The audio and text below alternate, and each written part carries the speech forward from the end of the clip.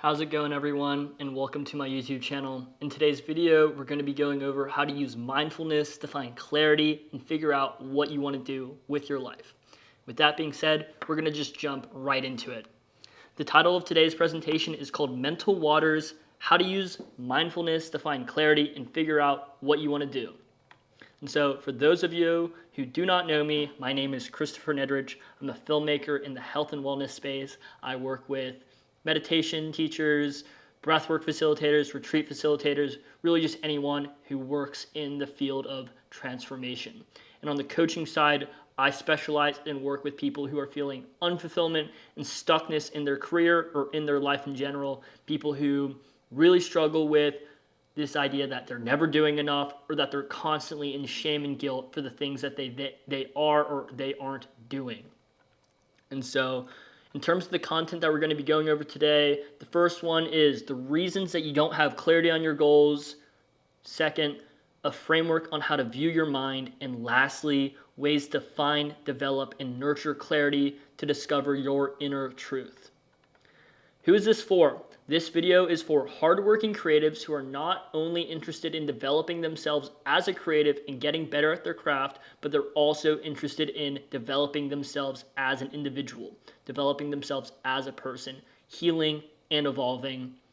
Also, this video is for the creatives who are looking to level up their career and land their dream jobs. And lastly, individuals who are looking to find more clarity on how to marry their passion with their purpose. And so, part one, why you don't know what you want. So, the number one reason people do not know what they want or what they want to do with their lives is overstimulation. So let me ask you this. What is the resource that we all have that is capable of figuring out all of our problems, figuring out all that you want to do with your relationship, all you want to do with your job, all you want to do with your life? It's your attention. And so one thing about our attention is most of us don't even think of it as a resource. And because we don't think of our attention as a resource, we spend it very poorly. We're not conscious of where we put it. So let me break it down for you real quick. Okay. And so imagine your attention is in this circle right here with an A. And so this is how most people spend their attention. It's going off here, it's going off there. Right there is social media. Here's TikTok. Here's YouTube, here's something pointless, here's another thing that's pointless, and just there's Snapchat and trying to keep up with all your friends through every single social media channel that there is. And so you see right here that your attention is going off in a ton of different directions. It's going off right here in 1, 2, 3, 4, 5, 6, 7 different directions. But in reality, in real life, most likely what's happening is you're sending your attention out in like 20 or 30 different directions. And so you don't have unlimited attention. It's a finite resource that you get at the beginning of each day. And so it's up to you on how you spend it and where you spend it. And so if you're having trouble finding clarity on figuring out what you want to do with your life, you need to look at how many different areas am I spending my attention. And so imagine now we take your attention and we put it over here. And this is what we can say is consciously picking where you put your attention. And so right here, imagine how powerful your attention is when you put it just in one direction, okay? And so right here, you see how skinny all these are right here. You got your small attention going off in each direction versus right here, when you consciously choose where you send that attention, you can direct it very powerfully in whatever direction you want. And so you cannot do this. You cannot show up powerfully and direct your attention if you're super overstimulated. And so let's bring it back. Okay, and so the main reason that you don't have clarity on what you want to do with your life, or really your goals in general, is because you're spending your attention in all the wrong places and you're not even aware of how it's happening. Technology steals your attention without you even knowing it. And over time, it lowers your overall attention. It lowers your overall focus. So think about it like this. At the beginning of every day, you wake up and you have a full charge of attention. And like, imagine this is your phone. You're at 100% here, okay? But you wake up, first thing, 100, you're good, okay? But first thing you do, you check your phone. And what happens then? Oh, okay. So I check my phone. First thing that I do, my alarm goes off, bang. The screen's right in my face. I'm being stimulated first thing in the morning. That's minus 5% attention right there. 5% attention. And so what happens is most of us live in a habit or in a routine that we're never recharging our attention. And so what I mean by this, what do I mean by, oh, you can recharge your attention? You were just saying that it's a finite resource. Yes, it is, but there are ways for you to charge it outside of the one time that you sleep during the day. How do you do that?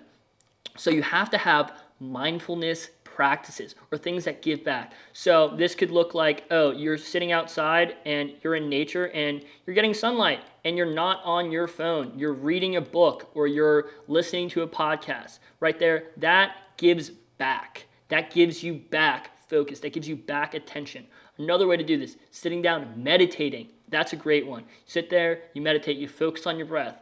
All that type of stuff gives back to you. It gives back to your attention so that you can take this resource and you can spend it in the right places. Okay, going back. Okay, and so a big thing that we want to focus on here is that whenever you're feeling boredom, whenever you're feeling, this is boring, good. Remember when you were a kid and you used to sit there, you were in the backyard, you were looking up at the clouds, and you're like, oh man, I want something to happen, and then all of a sudden a great idea comes to you? You have the great ideas. Your subconscious mind is trying to tell you what you want in life. It is trying to tell you your inner truth.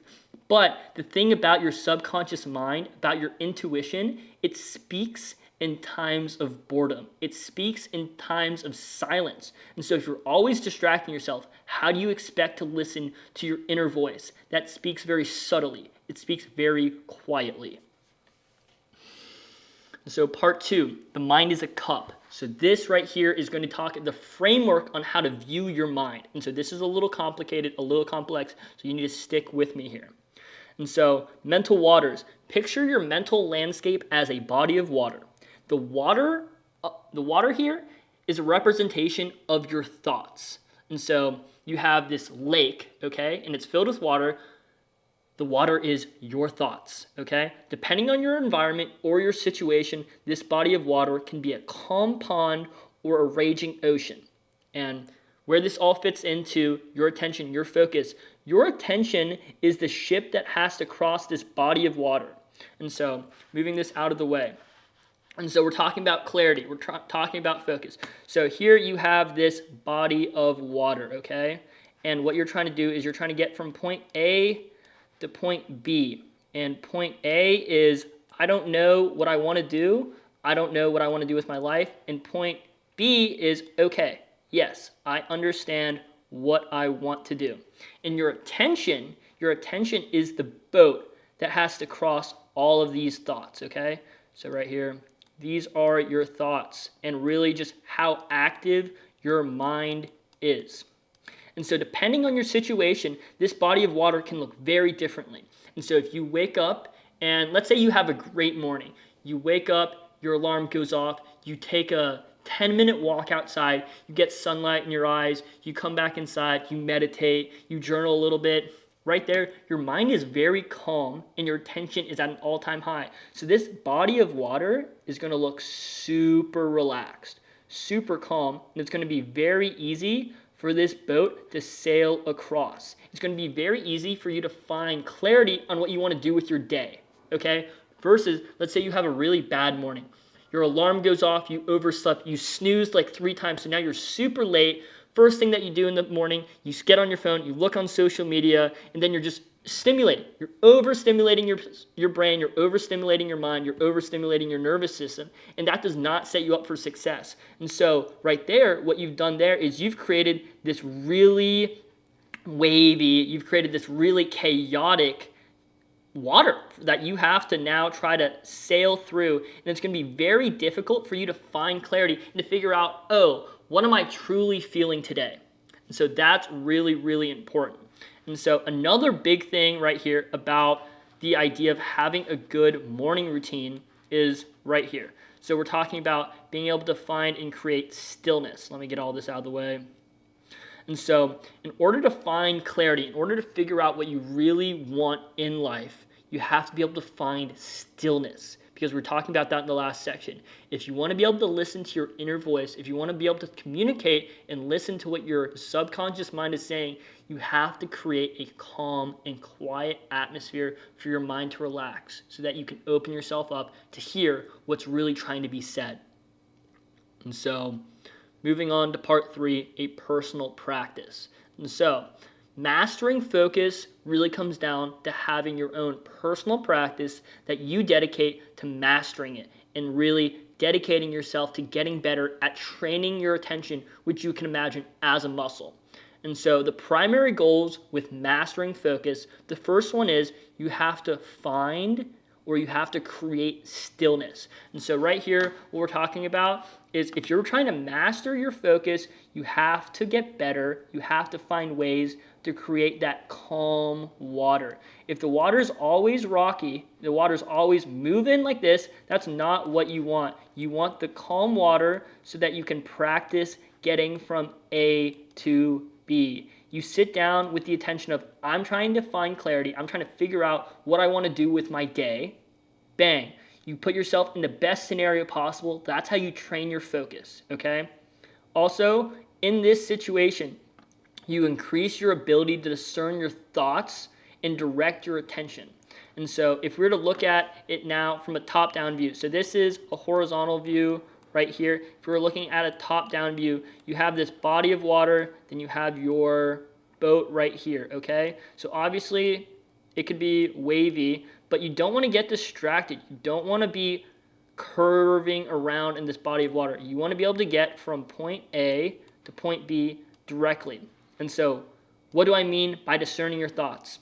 There's going to be distractions that come up. There's going to be things that get in your way. There's going to be rocks. There's going to be, maybe there's a fish right here that you want to go, oh, let me go look at this. No, you don't want that. You don't want those distractions because that takes away from the muscle. That's not a proper use of your attention.